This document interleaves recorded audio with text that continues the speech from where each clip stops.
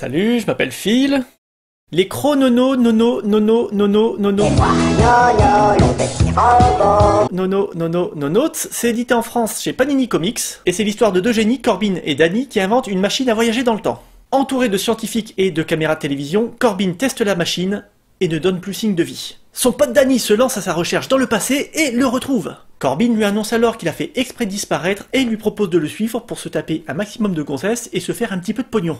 Danny réfléchit et lui dit non. S'ensuit alors une course-poursuite dans le temps. Non, attendez une minute, c'est écrit par Mark Millar. Danny réfléchit et lui dit ok. S'ensuit alors de gros délires temporels pour nos deux scientifiques poursuivis par l'armée envoyée depuis le présent, tout ça sous les traits nerveux du dessinateur Sean Murphy. Les années 30, les dinosaures, la muraille de Chine, ça va vite, très vite. Trop vite diront certains. Mais bon, faut lire ça comme on lit les tweets de certaines pseudo-féministes de l'internet. C'est crétin, ça vole pas bien haut, ça se lit très très vite, mais c'est assez drôle pour que ça me fasse ma journée. Allez, à la prochaine. Salut, aujourd'hui mon conseil comics c'est Venom, les origines du mal.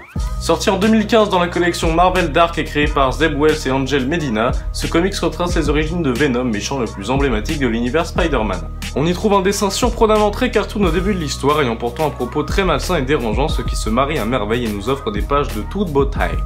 Celle-ci raconte la vie d'Eddie Brock, de son enfance perturbée jusqu'à sa majorité, perturbé aussi en fait, faut pas oublier que ce mec est un sacré taré. La façon dont le personnage est écrit et son lien avec le symbiote et Spider-Man, traité à mon sens comme celle du Joker face à Batman, rajoute beaucoup de profondeur à Eddie et nous permet de pardonner si ce n'est comprendre toutes les erreurs qu'il commet au fil des pages. On y vient même à s'attacher au personnage et vouloir qu'il réussisse. C'est aussi une très bonne porte d'entrée à tout néophyte voulant connaître Venom. C'est bien écrit, bien dessiné, avec de bons personnages et une intrigue policière qui sort des standards du comic super-héroïque, me rappelant très fortement le film Zodiac de David Fincher.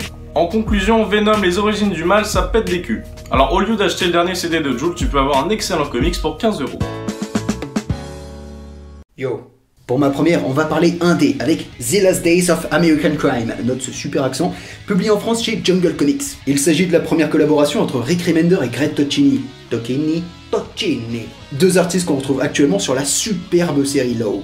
Alors, The Last Days nous plonge dans un futur assez proche où le crime est limite devenu un mode de vie aux États-Unis, à tel point que le Canada et le Mexique ont érigé des murs à leurs frontières pour se protéger. Comme quoi. Agacé par la situation, le gouvernement américain va alors prendre une mesure extrême en testant une nouvelle technologie qui va permettre d'annihiler toute pensée criminelle sur leur territoire. Conscient qu'il leur reste alors plus que quelques jours de liberté, 3 criminels vont donc s'associer pour commettre le dernier casse de l'histoire américaine. Enfin ça c'est s'ils s'entretuent pas avant. Alors autant vous prévenir, Remender se lâche dans cette mini-série. Il y a beaucoup de scènes de sexe, beaucoup de meurtres gore, mais c'est totalement justifié.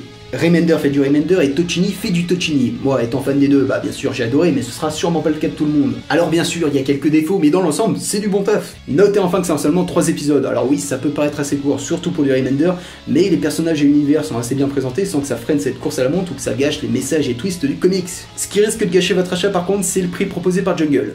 25 €, ça fait mal.